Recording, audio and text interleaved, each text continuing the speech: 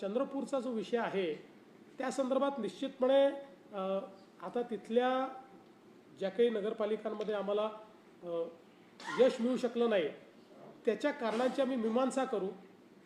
त्या संदर्भात निश्चितपणे कारण आता महानगरपालिकेची देखील निवडणूक आहे, त्यामुळे निश्चित त्याची मीमांसा करून तिथे कुठे कमतरता राहिली आहे ती कमतरता दूर करण्याचा प्रयत्न करू।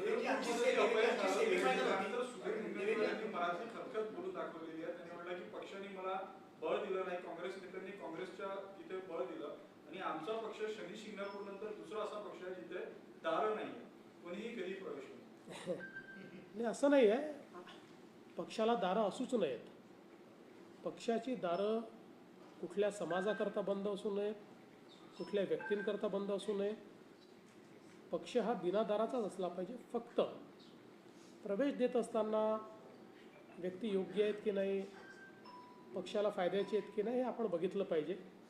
त्यामुळे मला असं वाटतं की आज समजा पक्षाने काही प्रवेश दिले असतील तर त्याचा फायदाच झालेला आहे। संपूर्ण महाराष्ट्रामध्ये हा जो काही विजय आपल्याला मिळालेला आहे, पण समजा जर सुधीर भाऊंना कुठली ताकद कमी पडली असेल तर त्याची भरपाई ही आता महानगरपालिकेच्या निवडणुकीत आम्ही देऊ।